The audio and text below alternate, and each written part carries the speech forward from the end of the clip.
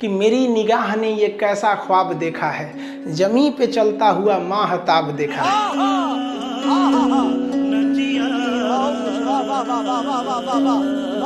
आप ये बताइए ना, कहीं गड्ढा खोद दीजिएगा तो उसमें रोशनी थोड़ी ना जाएगा ज्यादा, गड्ढा में ज्यादा रोशनी नहीं जाता है, थोड़ा ही रोशनी जा पाता है। तो चंद्रमा की सतह जो है ना पूरी तरह से गड्ढा है, इसीलिए हमारा जो चंद्रयान गया था या फिर ज्यादातर जो भी चंद्रमा पे उतारे जाते हैं यान, उसमें ज्यादातर गड्ढे में गिर जाते हैं सब और वो अपने संपर्क को खो देते हैं सब। तो चंद्रमा की सतह अगर आपसे कोई कह दे तो बराबर नहीं है, वो कैसा है, गड्ढा गढ़ही है। और इन गड्ढों में चंद्रमा पे सूर्य का प्रकाश नहीं जा पाता है, जिस वजह से ये गड्ढे जो होते हैं वो धुंधला दिखता है। तो चांद जो है ना वो धुंधला दिखता है। तो लोग कहते हैं चांद में दाग है, कोई अलग अलग कहानियां सुनाता है, अलग अलग राज्यों में अलग अलग कहानियां प्रचलित है कि चांद पर दाग आया क्यों था। भैया चांद पे कोई दाग नहीं है, चांद पर गड्ढा है। जिस तरह से महिलाओं के या पुरुषों के यहाँ पिंपल्स निकल जाते हैं ना, किसी किसी का खौरा जाता है, कटहल की तरह हो जाता है, तो वो भी दाग की तरह हो जाता है। वैसे ही चंद्रमा पर भी है, यहाँ कोई दाग वगैरह नहीं है। उस गड्ढे में प्रकाश न जाने की वजह से थोड़ा सा धुंधला दिखता है। इंग्लिश में इसे क्या कहते हैं, मून कहते हैं, और हिंदी में चंद्रमा। उर्दू में क्या कहते हैं, इसे महताब कहा जाता है। कहते हैं ना कि मेरी निगाह ने ये कैसा ख्वाब देखा है, जमी पे चलता हुआ माहताब देखा है। समझा गया कि नहीं। है, इस पे थोड़ा सा शायरी कम होना चाहिए, हमको लगा एप्लीकेशन है। चंद्रमा का बहुत महत्व है। सोच रहा बचपन में मम्मी क्या कहती है कि चंदा मामा, बचपन में क्या कहती है, चंदा मामा। और वही लड़कवा जब बड़ा हो जाता है ना तो मम्मी कहती है चांद सी दुल्हन लाएंगे। अरे ससुरा तूने, इसका मतलब तू मामा को दुल्हन बना रही है। अरे अरे भाई, ये कहने के लिए चंदा मामा दूर के पुआ पकाए खींचे। अभी तो हाल ही में करवा चौथ बीता है। करवा चौथ में पत्नी अपने पति को चलनी में देखती है, फिर चांद को देखती है, और गर्लफ्रेंड अपने बॉयफ्रेंड को चाय छन्नी में देखती है, क्योंकि उसका पावर कम है तो फिर छोटा होना चाहिए। आप देखिएगा एगो लड़का लड़की शादी करके भाग जाएगा सब, अब उसके बाद से लड़कियां पकड़ाएगी ना तो कोर्ट में आके क्या कह देगी, हमको बहला फुसला के लेके भाग गया। अब आप बताइए किसी लड़की को कोई बहला फुसला के भागेगा कि चलो चलो चलो भाग जाते हैं शादी कर लेते हैं, नहीं ना लेके भाग सकते हैं। ऐसे कोई लड़की को लेके भागेगा, और देखो कौआ कौआ कौआ। अरे बहलाया फुसलाया किसको जाता है, जिसके पास बुद्धि नहीं है। तो हमारा कानून कहता है कि देखिए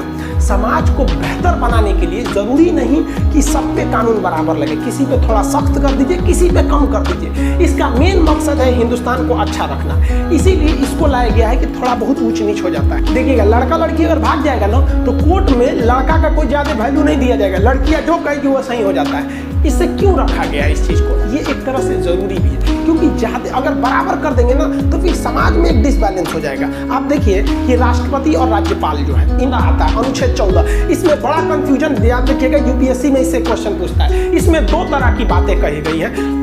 एक कहा गया है कि कानून के समक्ष समानता, यानी कानून के आगे सब बराबर है। इसीलिए कानून पे देखेंगे ना तो पट्टी लगा रहता है, औरत पे तलवार ली रहती है, तराजू कहती है कि हमारे आंख पे पट्टी है। अब तुम आगे राष्ट्रपति हो कि चपरासी हो, ऊंचे जाति के हो, दलित हो, मुस्लिम हो, जैन हो, कोई मतलब नहीं, गलती की अच्छा भाग में काट देंगे। यानी कानून के समक्ष समानता, इक्वेलिटी बिफोर लॉ। बिफोर का मतलब पीछे नहीं, बिफोर का मतलब सामने नहीं, देखते अपोजिट मतलब सामने। तो कानून के सामने सब बराबर है।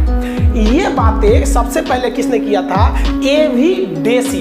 एवी डेसी एक बहुत बड़े शास्त्री थे, उन्होंने ये बात को बताया था। ये यूपीएससी का क्वेश्चन पूछा है कि एवी डेसी का सिद्धांत कौन है, तो कानून के समक्ष समानता। इसी को फॉलो किया गया ब्रिटेन में। ब्रिटेन में कानून सबके लिए बराबर है, वहाँ की रानी के लिए भी, प्रधानमंत्री के लिए, सबके लिए भी। लेकिन अमेरिका के लोगों ने कहा कि ये गलत है, कानून सबके लिए बराबर नहीं होना चाहिए। जैसे मान के चलिए कि कोई 5 साल का लड़का है, वो क्लास 5, मान लीजिए कोई क्लास 5 साल का लड़का है और कोई लड़का 20 साल का है, तो क्या एक ही कानून दोनों पे लागू कर देंगे। देखिए तो 5 साल के लड़के का टिकट ट्रेन में आधा लगता है और 20 साल के लड़के का टिकट पूरा लगता है। अब अगर कोई सुप्रीम कोर्ट में केस ठोक दे इस आधार पर, ये सुप्रीम कोर्ट, आप बहुत बड़े कानून के रक्षक बनते हैं, ये बताइए हम 20 साल के हैं तब वो भारत के नागरिक हो, बच्चों है तो वो भारत का, ओकरा आधा का है लग रहा है, हमरा का है पूरा लग रहा है। समझ में आया कि नहीं। तो यही कहता है कि देखिए अमेरिका के संविधान में क्या कहा है, कानून का समान संरक्षण। यानी अगर आप बड़े हैं या छोटे हैं, अगर कोई गलती कर दिए हैं तो सजा आप दोनों को बराबर मिलेगी, लेकिन कुछ हद तक आपको अलग देखा जाएगा क्लासिफिकेशन के नाम पर। जैसे भारत में महिलाओं को फांसी नहीं लगी अभी तक, कुछ डिफरेंशिएशन करना ठीक है।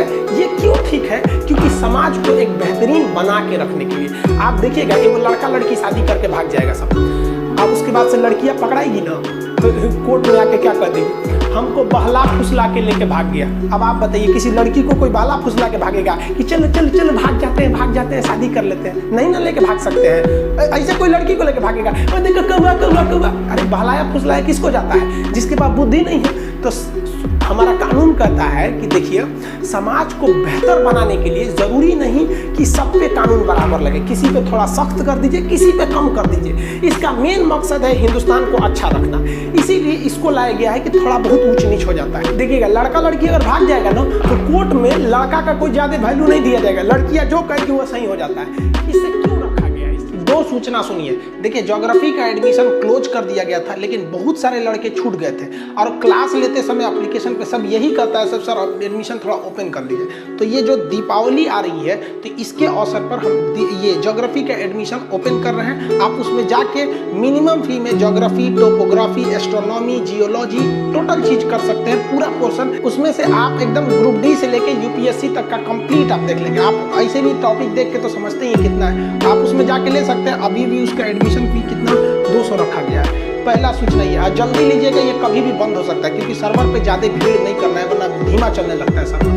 दूसरी बात कि जो लोग कॉल कर करके ऑफिस टीम को परेशान कर दिए कि खान सर से कहिए हमारा थोड़ा सा स्पॉन्सर कर दे, भाई हमने किसी का स्पॉन्सर नहीं करते, हम खुद के बारे में कभी बोलबे नहीं करते, तो आपका कहाँ से बोलेंगे। दूसरा, ये लोग परेशान करते हैं कि सर आप हमारे पास इतने पैसे ले लीजिए, हमारे यहाँ आके पढ़ाइए, भाई हम कहीं नहीं जा सकते हैं। तो इसलिए आप प्लीज परेशान मत किया कीजिए। इतना परेशान कर देते हैं कि ऑफिस के नंबर को ऑफ करना पड़ता है और फिर स्टूडेंट्स को प्रॉब्लम हो। हम यहाँ प्रचार नहीं कर सकते किसी का, और दूसरा हम कहीं नहीं जा सकते, हमें कोई ले नहीं जा सकता। आप कीमत की बात छोड़िए, हिंदुस्तानी है, हमें प्यार से बुलाया जाता है, खरीद तो कोई नहीं सकता है हमें। जिसके रीजन भी है, अगर हमको कोई करोड़ में खरीदेगा तो कल को वो हमारी फीस 200 रुपये तो रखने नहीं देगा, फिर गरीब लड़के मारे जाएंगे। इसलिए आप इसको समझेंगे, एडमिशन जल्दी से लेना होगा जिनको लेंगे, वरना ये फिर बंद हो जाएगा।